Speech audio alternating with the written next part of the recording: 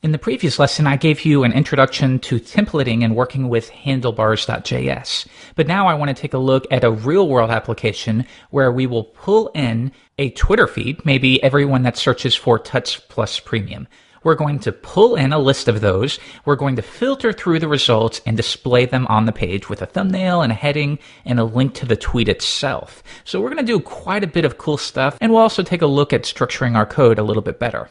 Here's our blank slate. We have a link to jQuery. We are importing handlebars, and then I have a self-invoking anonymous function. So the first step is I want to wrap all of my logic within an object literal. So we'll call this Twitter and make that equal to an object.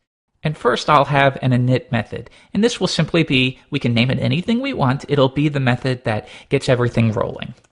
Now, as you should know by now, within an object literal method, most of the times, this is going to refer to the object itself. So in this case, this will refer to Twitter. So if I want to call a method called doSomething, I could either do twitter.doSomething, or I could do this.doSomething. So we're going to set some properties on it. And the first one is the URL. How are we going to query the Twitter API? And what we'll do is we'll keep it very simple, and we'll go to search.twitter.com. If you're unfamiliar with it, if you go to search.twitter.com, you can search for anything. So if we search for Tuts Premium, it'll return all references to Tuts Premium. But instead, we can tell it to return JSON so that we can use it within our application. I'll go to search.twitter.com, and we'll append search.json. Lastly, we'll set the query, Q for query. In this case, it's bringing up a previous search, but we're going to look for Tuts Premium. So search.twitter.com/search.json, exclamation point, and then the query will be equal to Tuts Premium. If I copy that and hit return, you'll see that we get a JSON response, and this is exactly what we need. So I'm going to hard code that in for the time being.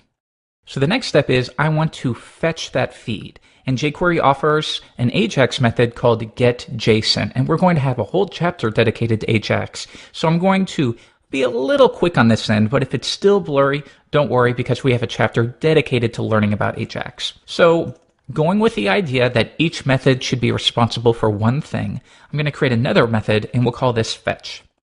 And this method is responsible for fetching the JSON feed. So once again, within here, this refers to the Twitter object. So if I want to grab the value of the URL, I could console.log this.url. We'll call the method fetch. And when I view this in the browser, the fetch method will be called once I trigger twitter.init, that is. And then we will log this URL. Let's make sure it's working. I go to the console, and sure enough, there it is. All right, so now we're making good progress. We have nice organization for our little project. So we'll begin by using a new method called getJSON. And that means we are going to fetch a JSON feed.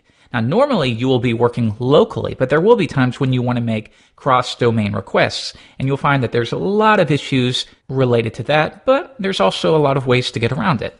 So we'll begin by pasting in the URL. What are we getting JSON for? Well, we're going to query this URL. That's going to return a JSON response, and then we'll execute a callback function, and that JSON response, or all of this right here, we'll represent within, and we'll call it data. But you can call it anything. If you want to change it to JSON, anything like that. Next, I'll simply console.log data so that we can see what we're working with. But if I go to Chrome, you're going to see this, and this may confuse you. XML HTTP request cannot load, and the reason is origin null is not allowed by access control allow origin. It's essentially saying for security reasons, you can't make cross-domain AJAX requests. But there is such a thing as JSONP. And again, I don't want to go over this too much in this lesson because we'll have a chapter dedicated to it. But for now, Twitter and jQuery make this pretty easy. Twitter can accept a callback, so we can say and callback equals an anonymous function essentially, and that will be dynamically created. And then it should work. So I don't want you to worry too much about why that's the case, because again, I want to teach you that in a full lesson. But for now, just accept that we can pass an anonymous function that will be triggered when we grab the feed. And that way, this will refer to our anonymous function. All right, so now let's open up this object, and you can see this is a set of the results. We have our query, we have our results. So notice, though, that what we really want is stored within, in our case, data.results. Or if we called this JSON, it would be JSON.results. So now let's change that to data.results.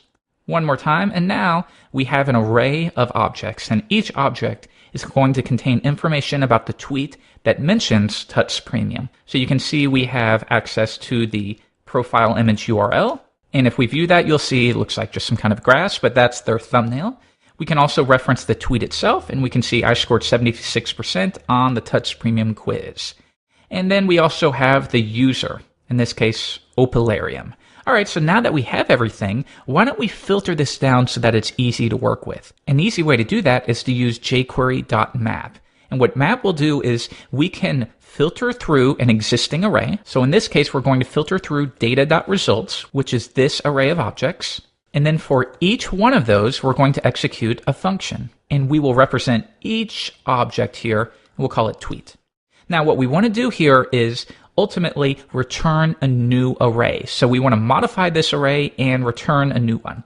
So for now, I'm going to call this tweets. Tweets is going to be jQuery.map over that data.results array, and we want to modify it. So for each object, rather than returning everything, I instead want to return a subset.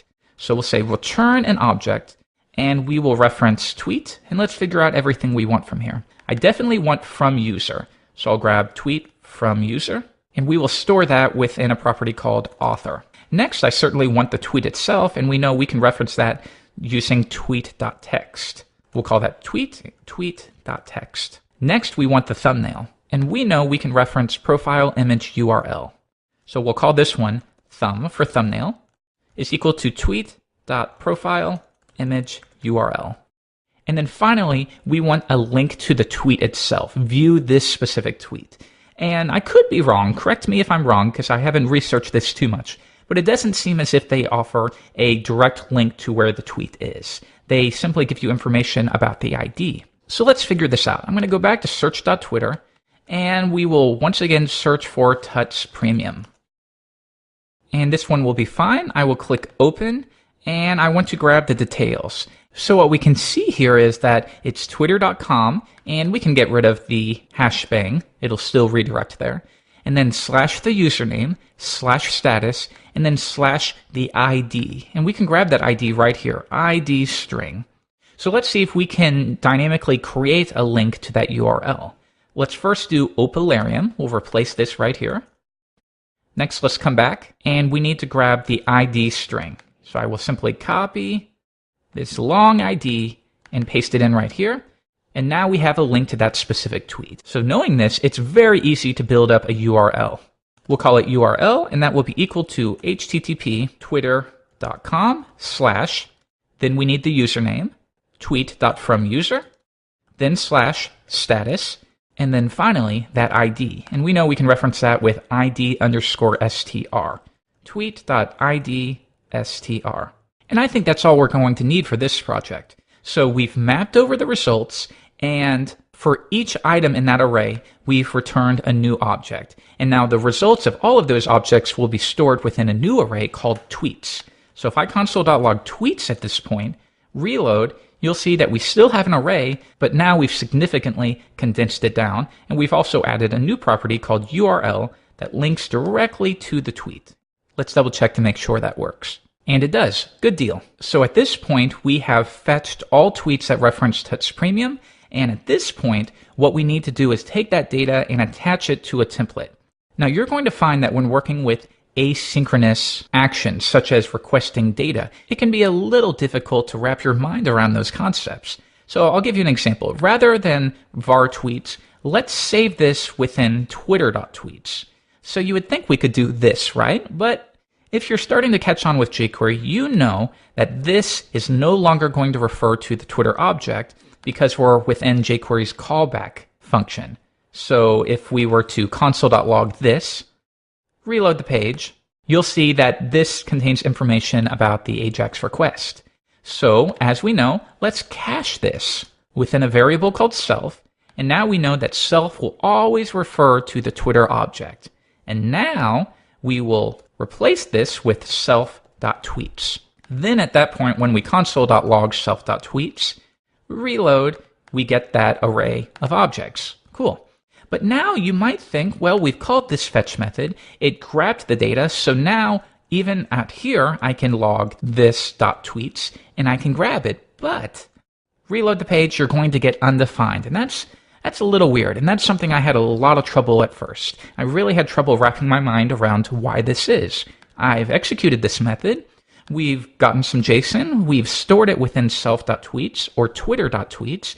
And then we execute this code, but now it's no longer available. And again, I'm going to cover all of this within the Ajax chapter.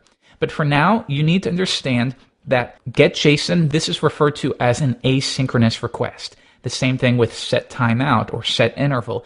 These are asynchronous, which means this is going to execute before this completes. And to give you proof of that, we will say after fetch call, and then we'll say right here console.log JSON callback. Reload the page, and notice that I'm getting after fetch call and then JSON callback. One more time, after fetch call, then JSON callback. So note, this is executing before this is executing. And that's a little difficult to understand. And again, it's because this is an asynchronous request. We're getting JSON, but because it's an asynchronous request, that means that our script will continue while that operation is occurring. So this .fetch runs, we call getJSON, which is asynchronous, then we continue on, then this at some point will execute and set self.tweets equal to the results. And what that means is at the point this line executes, it does not yet have access to the tweets. So now you're thinking, well, how from here, within this init method, can I be sure that self.tweets is available? And what a lot of people will incorrectly do is they'll set an interval, and maybe every 20 seconds they'll see, is self.tweets available? No, the Ajax request is not completed, so wait another 10 milliseconds and then check again. And that's really bad. jQuery makes this a lot easier with jQuery.deferreds. And we're not going to do it in this lesson because I don't want to overload you. And we'll have a whole lesson dedicated to deferreds. But for now, the basic idea is you could do jQuery.when, a specific action occurs, then do something. So when this Ajax request completes, then do this, in which case you can grab those results. But as I noted, for now, I can't overload you because you'll give up, and I know I would give up if there's too many things going on, such as jQuery map and getJSON and this object and handlebars. It's too much. What we'll do instead is we will trigger our template binding directly within the getJSON callback. And that's doing more work in this method than it should, but it's all we're capable of doing right now. Right here, we know that self.tweets is the data and we can work with it. So at that point, we will call a method that binds the data. And we'll call self, and we'll call it attach template. Let's create that method now. Attach template is a function. Now that means because we want to attach this to a template, we need to create a template. So right up here, we have our UL with the class of tweets. Within here, we will create a new one. For now, we'll call it tweets template. And within here, let's get started. We are going to have a list item. Next, we want an image that will be the user's thumbnail. So image source. Now the alt text will be the name of the author. And notice that I'm getting that value right here. This is what we have access to within that template. Author, tweet, thumb, and URL. So we have the author. The source will be thumb. And the tweet itself will be stored within a paragraph. And that will be tweet.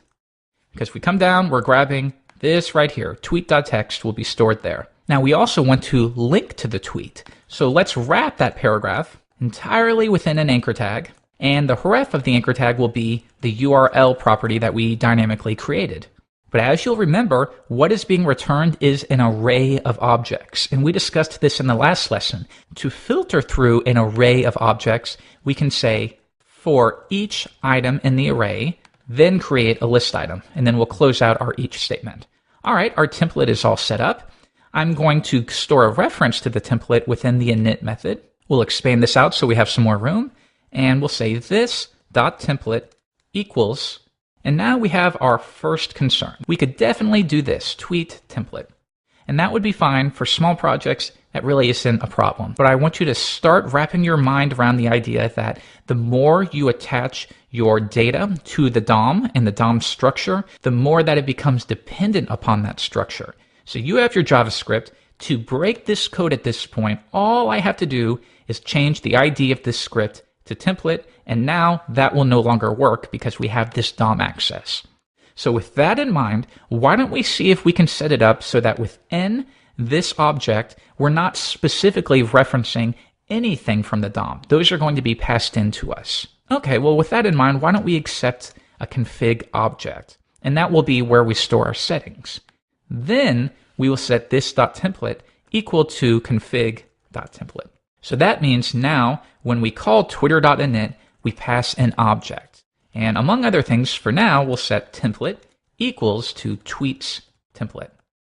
Now, the benefits of this may not be immediately apparent to you, but they're definitely there. We call the init method and we pass in any properties that are specifically related to the DOM. And that way, this code here will always work no matter what the DOM structure is. If somebody changes it, like here to template, whoever's using it only needs to update it right here and they're good. They don't need to do anything else. They don't need to dig into this script wherever it might be located. They simply update the config object that they pass.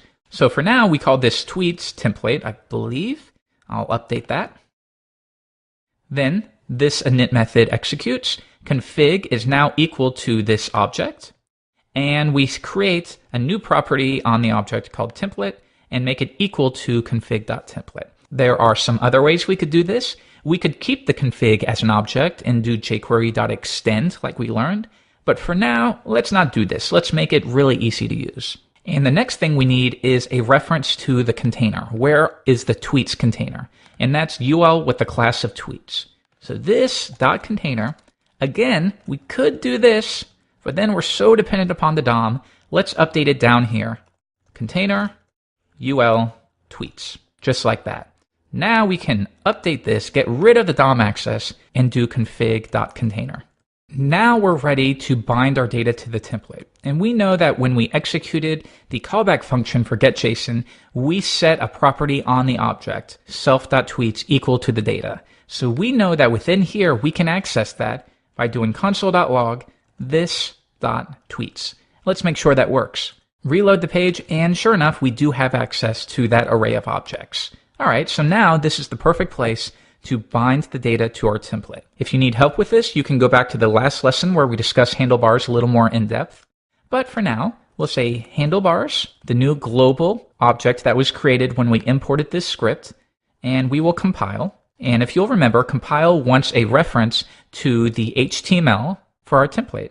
So right down here, we were just storing a reference to the script node. I'm going to update that to .html.